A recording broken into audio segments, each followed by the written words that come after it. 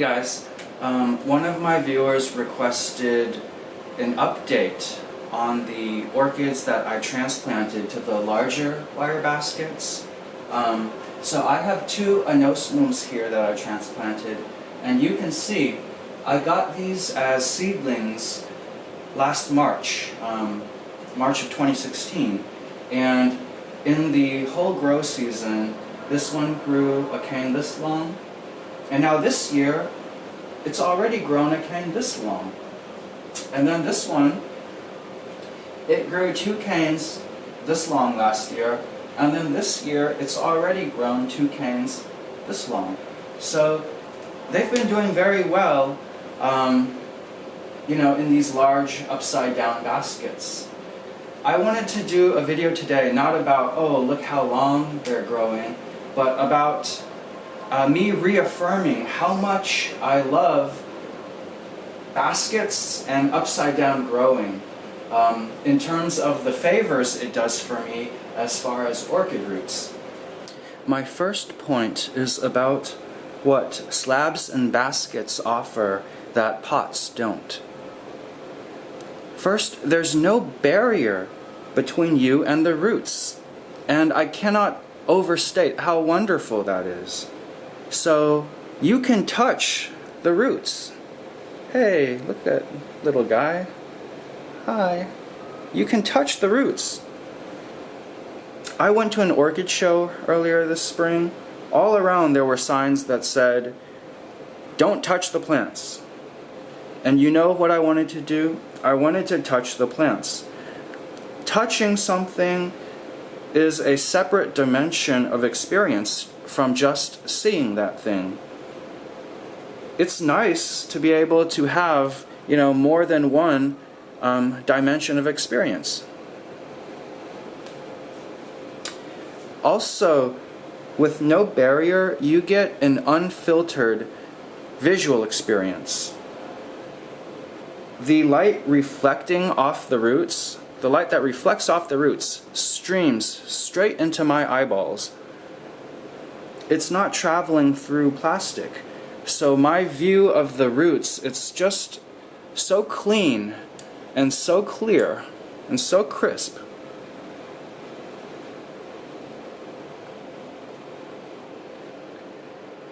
My second point is what baskets offer that mounts and slabs don't.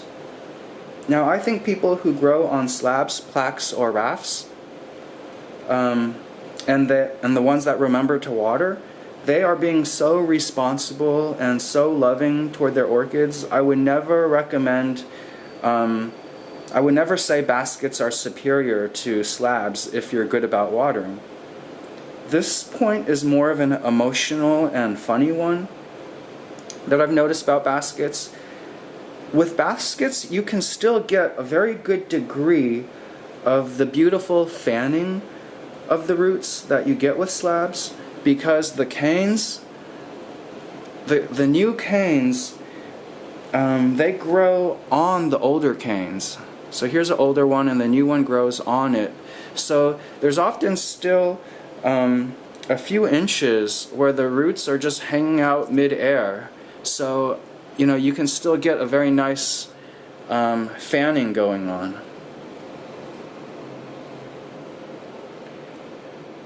But when the roots, when they reach the bark chips, so they're fanning and then some of them reach into the chips.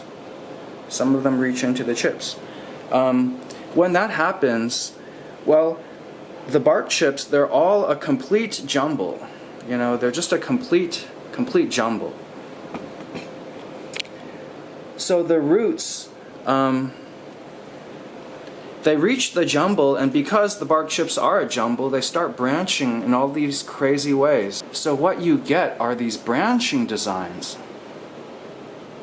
And so that adds another level of visual interest that your orchid provides you. As this grows more and more, it's just going to branch. The roots are going to travel out here, and it's just going to branch and branch. It's like an artwork, kind of. So I remember, this was just a wall of bark chips, And then this little guy poked out its head. And I said, "Hey, little crazy guy, what are you doing out here on your own?" And then, this one followed after. But it was just so cute to see this little green worm, just burp, coming out. I'll show another one.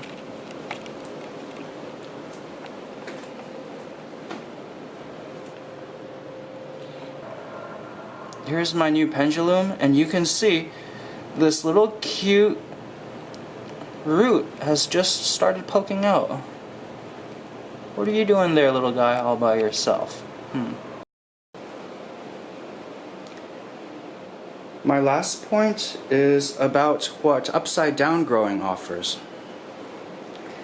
So if you're growing upright in pots, many of your pots are probably, well, they're probably on the floor, or they're on a bench, or they're on a table. So the roots are at waist level or below.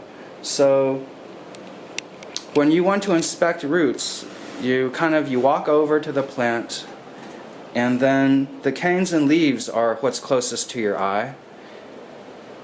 And then you have to bend down and you have to pick up your pot to really, inspect the roots.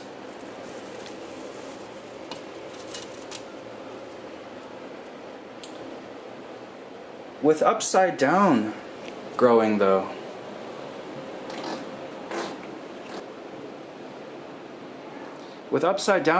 it's the roots that are what's closest to your eye. And I don't think you miss out on the canes and the leaves. At least on my plants, they're so big.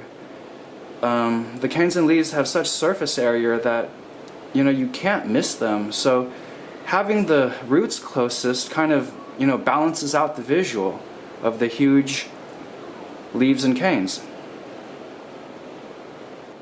I'm going to end this video by saying that I love looking at orchid roots.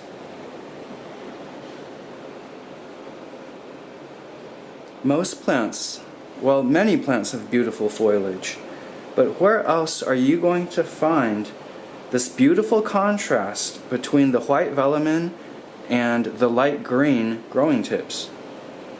I remember when I was a kid, I had these popsicles, and the inside of the popsicle was this creamy white vanilla ice cream, and then the outside of the popsicle was a frozen fruit juice shell. And you would get the popsicle, you'd take a bite of the popsicle, and you would see this beautiful contrast between that inside white vanilla and the neon, artificial shell. But it was such a pretty contrast, and it was such a pretty food. And these roots remind me of that beautiful popsicle, those beautiful popsicles I used to have. So this was my ode to orchid roots and upside down growing in baskets. Take care and happy growing.